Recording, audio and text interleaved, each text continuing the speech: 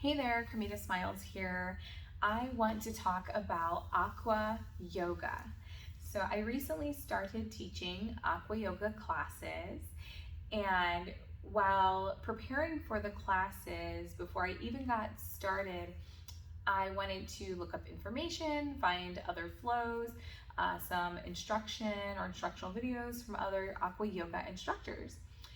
What I found was that either the instructors were in the pool using a lot of props, or I just wasn't finding a lot of information. There wasn't a lot of options out there that I felt I could use, but I did love the information that I found. It just felt limited.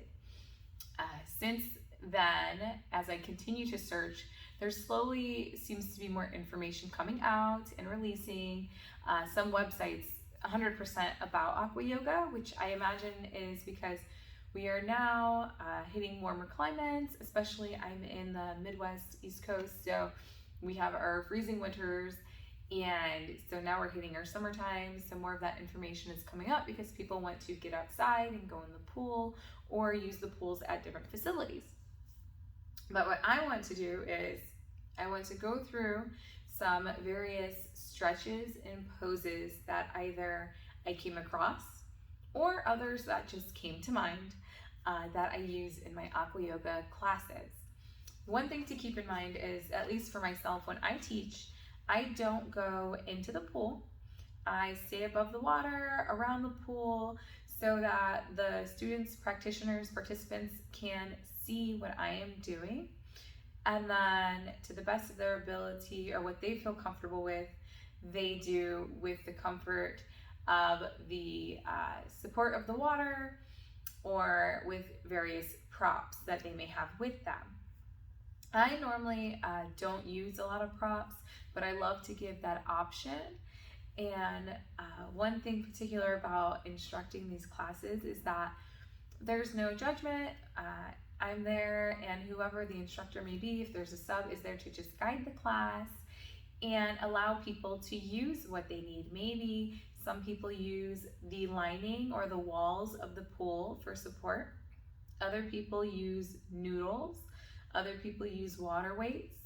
Some might just like focusing on balance and their own strength to go into the various stretches and poses and whatnot. Now, as I've developed and been learning more about Aqua Yoga and teaching classes, there are so many ways to support the body. One thing I always like to tell practitioners and those in the classes is just to listen to their body, take their time. We normally go through a slower flow so that they can really feel the class. But that's also one of my specialties, is a little bit slower yoga, is restorative and yin yoga, which tend to be a slower flow also. Even though the Aqua Yoga that I teach is vinyasa based, we still slow it down and take our time breathing through poses. But you can get really creative in teaching Aqua Yoga. You could do meditation, breath work, yin, power flow, weightlifting, working on balance or just moving muscles and mobility, just so many different things and so many different options. So I don't want you to feel limited. Don't feel limited when seeing these poses or moves that I do. Let the creativity in your mind just come to life. Let your imagination either, enhance or change or develop new poses from what you see me doing. Because without the information that I was able to find, I wouldn't be here. A lot of the information I found online was very helpful.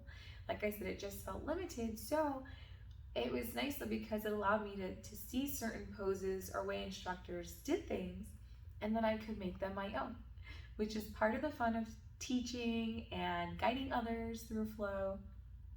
And since this video is particularly for those looking to maybe practice Aqua Yoga and are looking for new stretches and poses, or maybe you are an instructor yourself, I'm going to just have to assume at this point that, I'll call the poses and I'll show some variations, but I won't get in too much detail about how to really dive deep in how the body should move getting into the pose.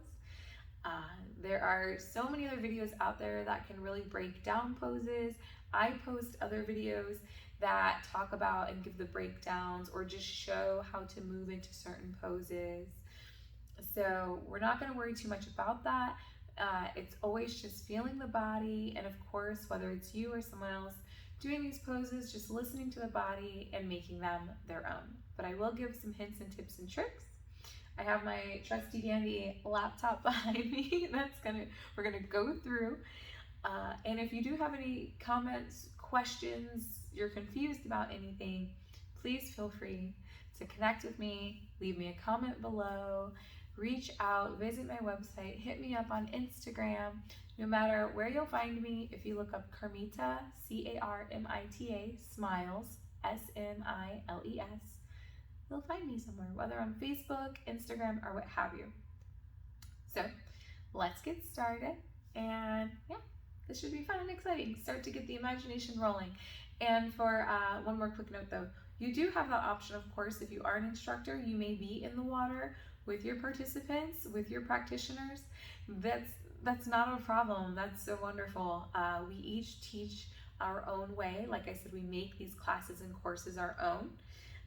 So yeah, do what feels good and do what allows you to help and assist and guide others. So let's get started.